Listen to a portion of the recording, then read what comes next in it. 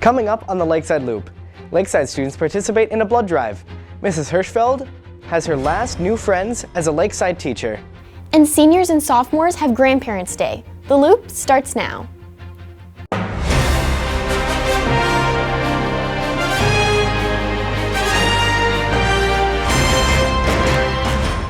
Welcome back to the Lakeside Loop. I'm Jonah Osmankowski. And I'm Logan Wenzel.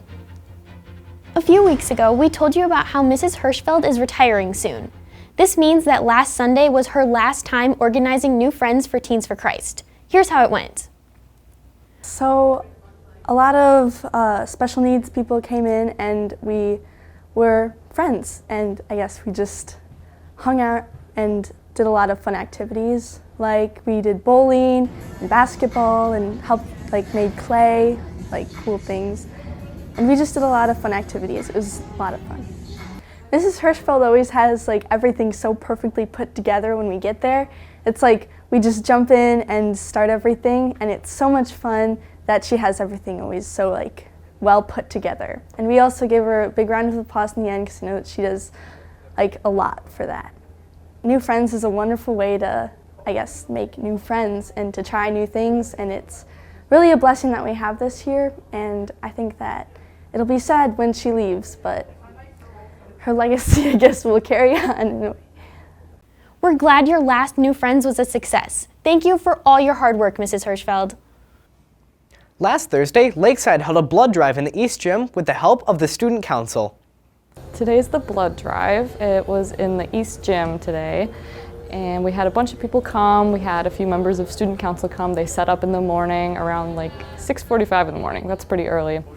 And then we have a bunch of students, and I think it's even open to the public too. I've seen a few unfamiliar faces in there, people coming, giving blood, people giving double platelets too. First, when you walk in, they take your name down and then they take your temperature, and then you go and sit down, and then a person comes and takes you behind. They ask you some questions. You can even fill out the questionnaire on your phone by scanning the QR code or whatever. Take your blood pressure, and then they give you a hemoglobin test. They prick your finger to make sure that it's all okay. And then whoever is with you, they put labels and the scanners on all of your blood bags and your IV and the things that they use to take your blood. And then they walk you over to the center of the room, and then they give all of your blood stuff to someone else, and then that person takes you, and then they sit you down, and then they rub iodine on your arm to make the area sterile, and then they give you a thing to squeeze with your arm, and then they put the needle in, and it only takes about 10 minutes. It didn't take that long. You give blood because it can save up to 3 people, and not even just because it can save only 3 people. You're saving another life. There are a lot of people out there that have blood diseases and people that need it. And there's a blood shortage right now. They're easing up on some of the rules and regulations. I have a tattoo. A year ago, you wouldn't have been able to give blood with a tattoo, but now it's okay because we live in Wisconsin and it's state regulated, so that means I'm okay to give blood. Thank you to everyone who donated. And then we started talking a little bit more about the stages of life. Room for our Grandparents' Day was today. Sophomores and seniors could invite their grandparents to Lakeside to have breakfast and see what some of their classes are like.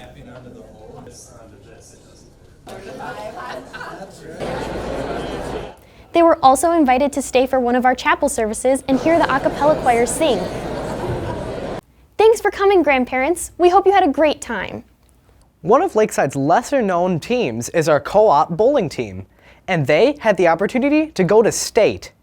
Brooke Parkhurst tells us all about it. All right, so this weekend, Lakeside's co-op team for bowling, we're co-oped with Watertown. We went and competed for state for Division I, and we took 5th place. We have a team of 8 girls. 3 are from Lakeside, 3 are from Watertown, and then 2 are from Lamira. So then that happened. This was up in Appleton at Super Bowl. It was a almost 3-day event, 3-day if you make it to the championship. I think people don't come and support bowling as much because they think, oh, it's super boring, you just throw a ball down the lane. But from what I saw at state, it's almost like there's 5 basketball games going on at once. Everyone's doing their own thing on their lanes, and there's constant cheering, and it's super loud, and all the teams are getting into it. And, it's so cool because even if you don't fill up your frame or have a good shot, you still have at least 30 people behind you. Hey, you got this, take a breath, next shot, it's gonna be great. It's just so energetic and awesome, and I just love the environment that's at a bowling meet. Congratulations, bowling! The Society of Women Engineers at Lakeside Lutheran, or SWEL, held a STEM workshop on March 5th. Even through a power outage, the girls continued with their activities. So about 70 girls came. They were K to 8, and Mr. Willems helped us, and it was a lot of the girls from SWEL. And we had about 4 crafts for them to do. So we started with an introduction and a devotion, and then the power actually went out. And so we got together and decided that it'd be a good idea to still have the show go on. So then we started with flashlights on our phones, and then eventually after about like 45 minutes, the power came back on, so that was nice. But the girls just went through a rotation. We had 4 groups, and then they made crafts, and some of them they could take home, and others they made like slime and tried to build a bridge or sink boats with pennies, so it was good. So Lily Schutz and I were in a group, and we had girls that came and they made a robot hand. So they took like a piece of cardboard and attached a couple of straws and string and a lot of tape, and then as long as they like squeezed the hand, the fingers would move with it, so then they had like a grabby hand. And just seeing the girls use their brains and think about things through like an engineering perspective was really nice. Thanks for your time and dedication. Dane McIlvain also participates in a sport that Lakeside doesn't have. He does karate, and the Loop asked him all about it. It all started when my dad and I, we were at the strip mall, and we saw this karate school, and we looked in the window, and I thought it was super cool. So we went in, and we just kind of watched for a while, and I eventually thought that that was what I was going to do. I enjoyed it. And you start off very easy, learning the basics. Start out at white belt, it's like the lowest belt there is. Eventually make it all the way up by learning new things every other belt. Goes like white, gold, orange, green, purple, blue, red, brown, then black. That's all the belts you need to get your black belt. But there's like multiple stages of black belt. It goes like 10th degree. That is the absolute limit, like the highest you can go. I am a 3rd degree black belt, going for my 4th here pretty soon. The black belt takes, it's a big test, and it takes about 3.5 to 4 hours long to go through your entire test. It's basically what you've learned from the start all the way to your black belt.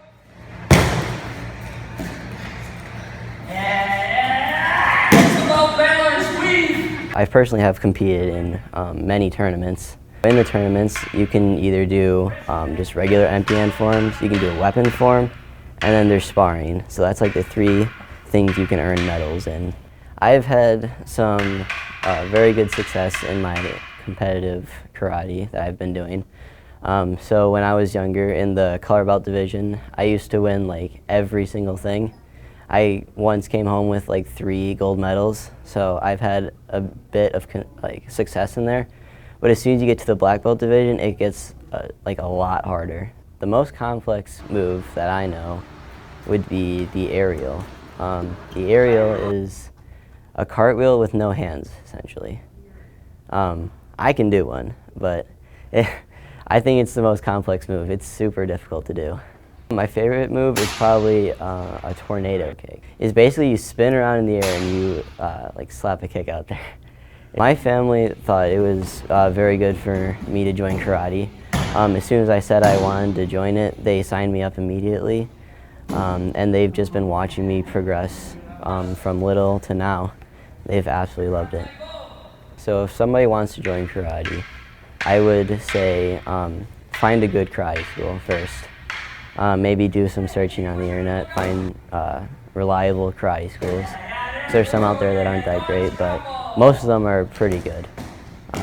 I like going there and practicing, and when I learn something new and I finally get it down that I've been working on for a really long time, I feel so good after I get it nailed down. Thanks for sharing, Dane. Juan Gulroad set an interesting goal for himself. He decided to run 48 miles in 48 hours. Here's what he had to say about it.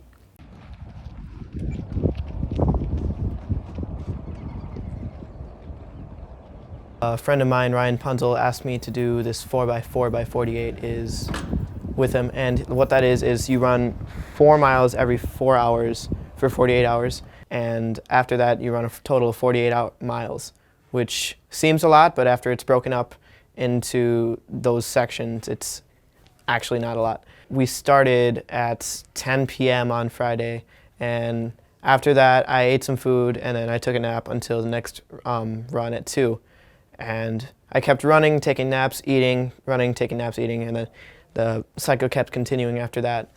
And I couldn't do the full 48 because it was storming during a couple of those hours, and I didn't really want to get struck by lightning because that would not be too fun. So we were running on the same track. In the beginning, I thought, this is going to be easy, so I just started running a little bit faster. But as time progressed, like my foot started to hurt, so I slowed down a little bit. Then he passed me a couple times, and then I just decided to take an easier route, which was 3 laps around a chocolate factory compared to a bunch of loops and turns around Watertown, which I liked better because the chocolate factory smelled nice as the wind was going. So that was like a little bit of a treat for me, I guess, as I was running. I have not ran since maybe October or November, ever since cross country ended. And I decided, why not just start with this? So that's what we did. I mean, I stretched a couple times before we ran, but that's basically it. But overall, it was really fun, and I think I would do it again. Not right now, obviously, but like maybe in a year. Great job, Juan. Hey Loop fans, we're on spring break next week, so unfortunately no Loop next week. But tune in 2 weeks from now for a new teacher time and cool collections. For the sake of unity in my classroom, I will not answer that one. I'm John Loest, and I collect Funko Pops. I have 61 Funko Pops. And now you're in the Loop. I'm Jonah Osmankowski. And I'm Logan Wenzel. Have a great spring break.